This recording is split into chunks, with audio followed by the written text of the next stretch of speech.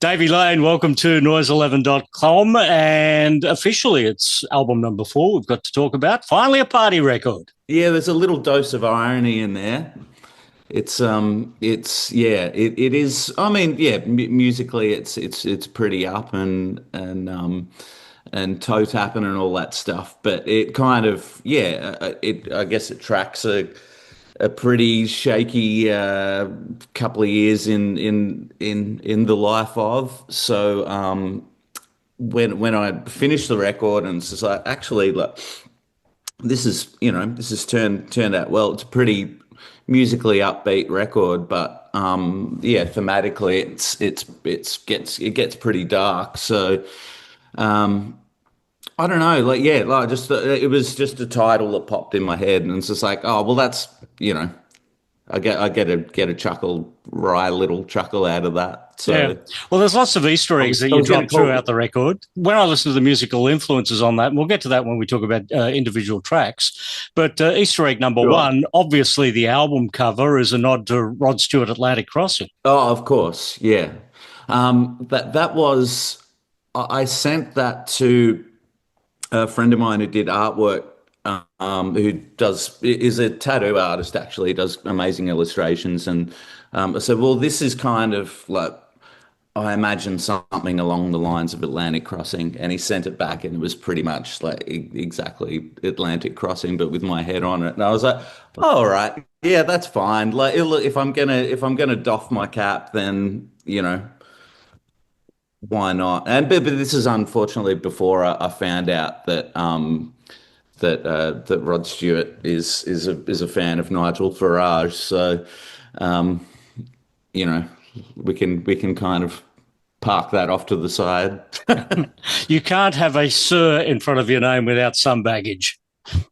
Well, yeah, exactly. That's a very, very good point. Yeah.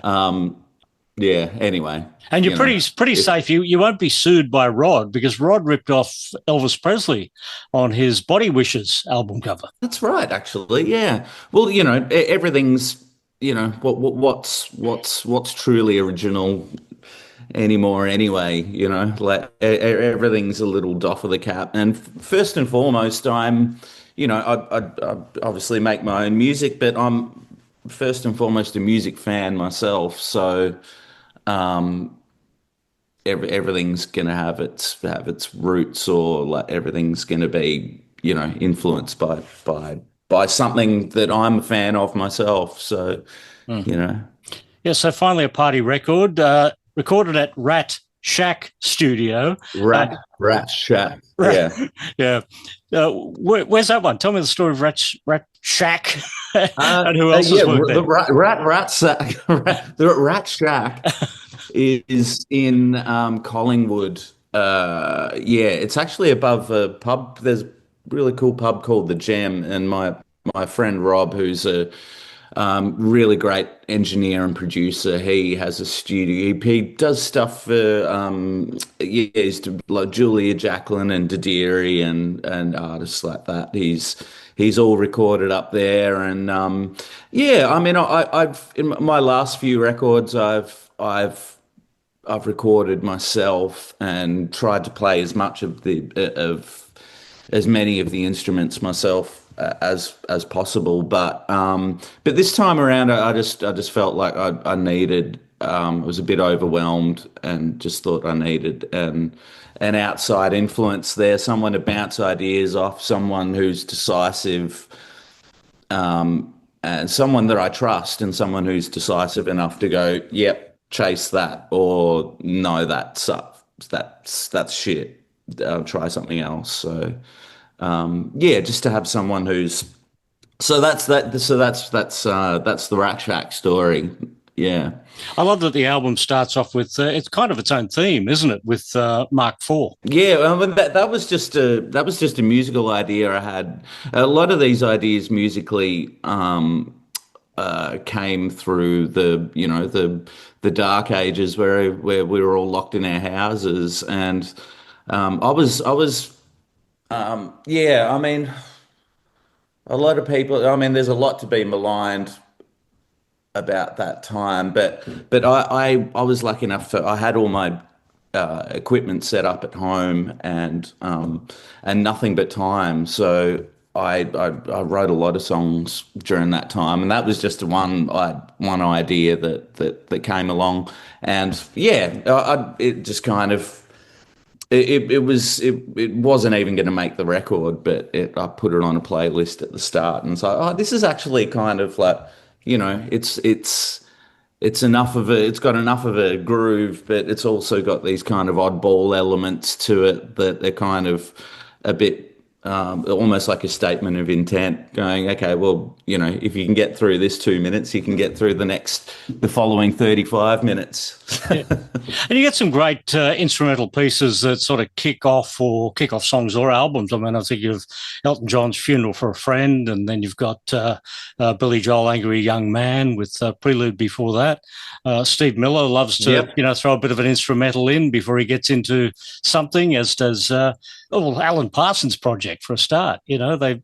Yeah, you're in good company. Absolutely. With the instrumental at the beginning. Yeah, well, yeah, like Bowie, the Low record. There's a lot of instrumentals on that. No, I mean, and well, I guess a lot of the influences, a lot of the influences that I drew from for this record are, there's obviously little bit of Bowie in there, but like solo artists who things like Peter Gabriel I was listening to a lot of his solo stuff, and as amazing a singer as he is, he's an instrumental adventurist himself. So yeah, like if you can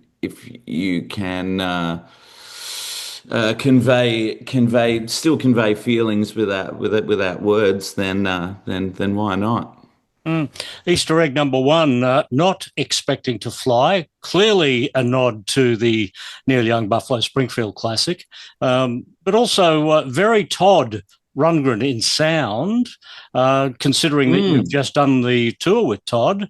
Obviously, he's going to be very influential in seeping into your ideas when you're recording. That song, I just pulled out a synthesizer and just started playing chords, and Todd has a very specific kind of musical language, and obviously I've learnt to play a lot of his songs over the years, and so his songwriting devices are going to seep into mine inevitably. So yeah, I mean, that was kind of more. It's more just that thing of like using chords and bass notes, and he has a very particular way of doing that that's very distinctive. So there's a bit of Todd. I was kind of more leaning into the Hall and Oates thing, but they speak a similar musical language. So there's definitely influence from both going on there.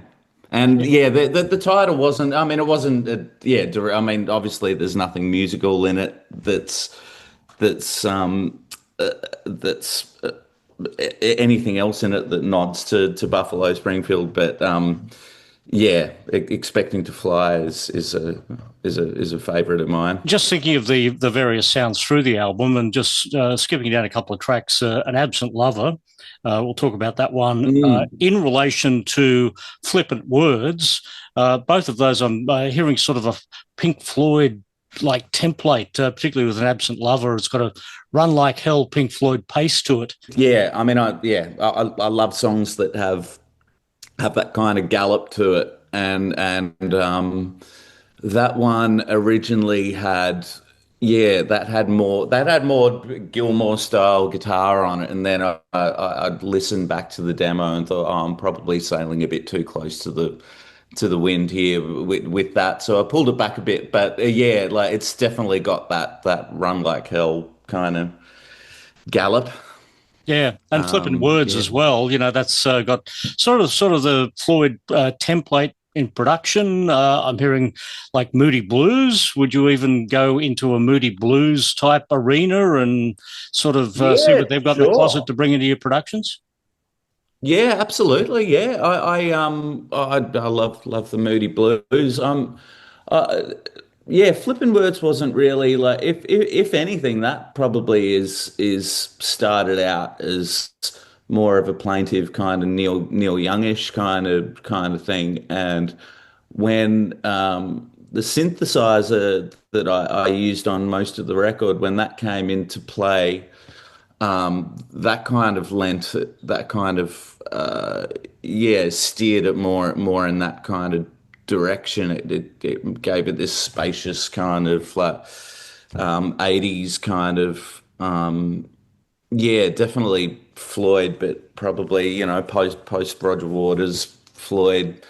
Um, somebody told me the other day it reminded them of Oasis, and I don't really hear that. Even though, I did grow up, I do love Oasis, but yeah, these songs more were kind of like they were more they were more kind of informed by what I was writing about rather than chasing particular influences. But like I said before, I'm such a music fan, and that, like, obviously things are gonna, and I'm not afraid of wearing them on my sleeve. So, Mm. so Phil, they're gonna come out. Phil Jamieson plays on that one. How do you go about selecting guests for the record? Is this just, mates happen to drop by and, hey, how about doing something for my record? Yeah, yeah, that's pretty much it. Phil just he sings a backing vocal on one song, and there was another song on the record called Remedies that I needed a blood curdling scream for, and I just don't have the voice for that. But Cram was around, and I know he can scream, so I just put a mic in front of him and go, hey, can you just give me that blood curdling Robert Plant scream thing that you do? And it took 2 seconds. The record before was more a concerted effort to involve other people, in terms of guests and feature singers and whatnot. But I just thought, this record, thematically, I didn't want anything to distract from that. So, but even though there are guests on the record, it was more kind of about just who was around and what they could add to things here and there, rather than trying to make it a feature kind of thing. And, just as I've written down here in my notes, I've got Remedies, the Primal Scream track. One of two rockers, I mean, Saint Me is also very much a rock track, which would sound great live, I would imagine. Yeah, yeah, that one seems to take pretty well live. Yeah, yeah, I'm even though I didn't go, yeah, I don't know, with this record, because it goes off in so many different directions. I kind of just thought, well, I kind of usually try and steer clear of anything that I've done too much before, or any kind of like, my old band, The Pictures, were very much in that kind of 60s, 70s rock kind of mold, and like I'd like to think I cast the musical net a little wider now, but if something comes out and it feels good and it sounds good when I play it back, then I can't deny it. So on the record it goes. And you mentioned the pictures there a moment ago. What's the status of them? How often will you resurrect the pictures as an entity? Whenever the time's right, and whenever everyone's around, and if something comes up that's fun to do, then I'll do it. That Yeah, I mean, the band, when the band came to a halt originally, it was just because it was just it was just wasn't fun anymore, and like, or it's the old tale of all the stuff that all the peripheral stuff that gets in the way, like bad management and bad decisions and all that kind of thing. And when all that stuff kind of started to take over, it's just like, well, there's no joy in this anymore. So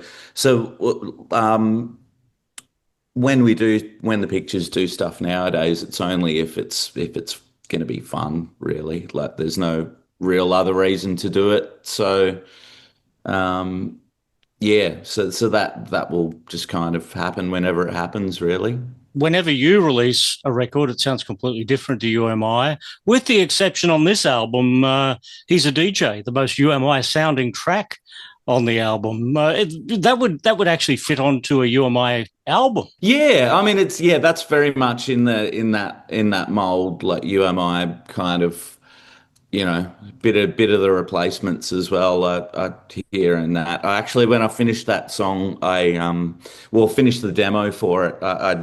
Because it's an angry song, and I wrote it when I was, yeah, I was kind of pretty pissed off about something, and then that track came out, and I actually sent it to Tim when I finished it, and I think I just sent him the song with the caption like Paul Westerberg and Tim Rogers want their song back. So, but yeah, no, if there is any song on that record that could go on a UMI record, it would definitely be that one. God, I'm fucked up over you. Clearly written about Karen Friedman. Yeah, yeah, yeah, yeah, Um, what yeah. what did Well, Karen do that's to it. you that forced you to write that song? How long have you got? We should point out Um, Karen is a mutual friend of ours, and in no way was she she involved in the is. writing of this song. No, no, no. She's provided nothing but lols and joy over the years. Mm. Um, yeah, yeah. Obviously, I mean uh, that song is what it says on the tin, and it doesn't really hide behind metaphor. And but like you can kind of, it's a relatable story. Like I started writing this thing. I was,